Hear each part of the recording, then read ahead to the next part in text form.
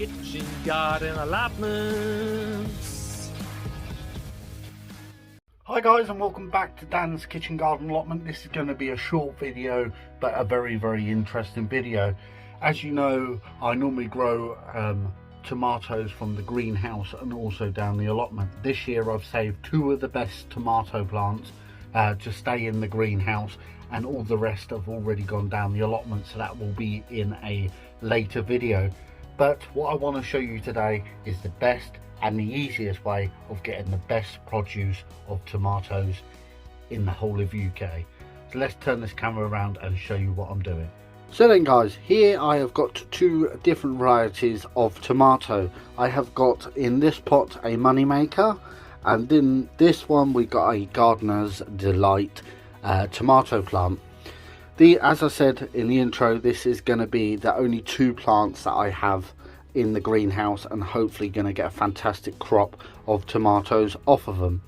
But these have now been in for about 3 weeks, and as you can see, they're starting to get a little bushy now and a little bit worn out.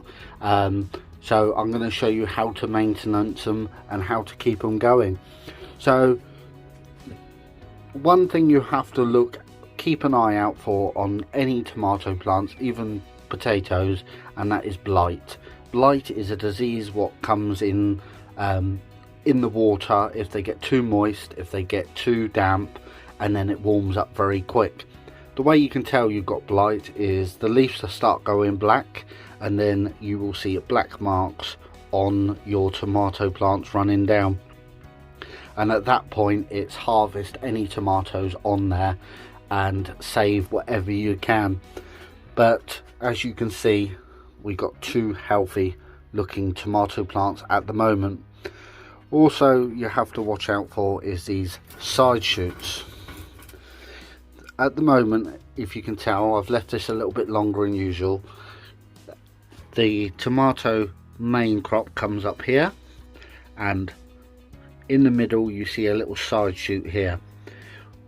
All of this goodness in this compost is putting energy into that side shoot. So the one thing you need to do is just nip out the side shoots along the plant, so it doesn't take any energy out of that plant at all. As you can see, just nip out. The other thing you need to do is to keep this area down the bottom here completely clear from the soil, and the reason why you do that is so the moisture doesn't start causing these leaves to sit on this compost and cause blight. So all you do is nip them out,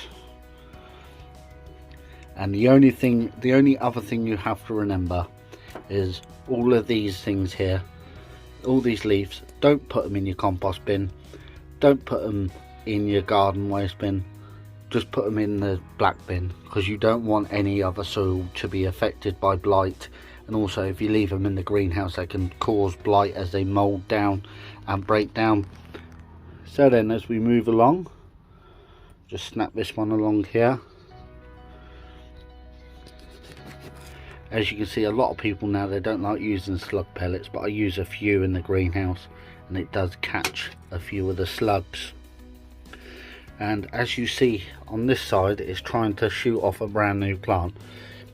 I will leave that for a few weeks, but I won't touch that.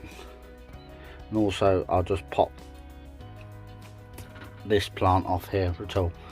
So as you can see, I have got one perfect looking tomato plant just there.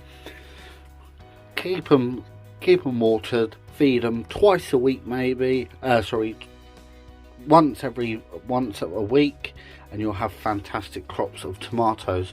So I'm going to get on with this one, and I'll bring you back in a sec. So then guys, as you see, the tomato plants are in absolutely fantastic condition. They are now ready for the UV coming from the sun to make them grow even more, and the energy is not being taken out by them little side shoots. I thought I'd put this little video up there just to make people aware to how to grow tomatoes, and also it gives it a little follow-up in later on in the year to know how the tomatoes are getting on. So then guys, until the next video, I hope you all enjoyed it.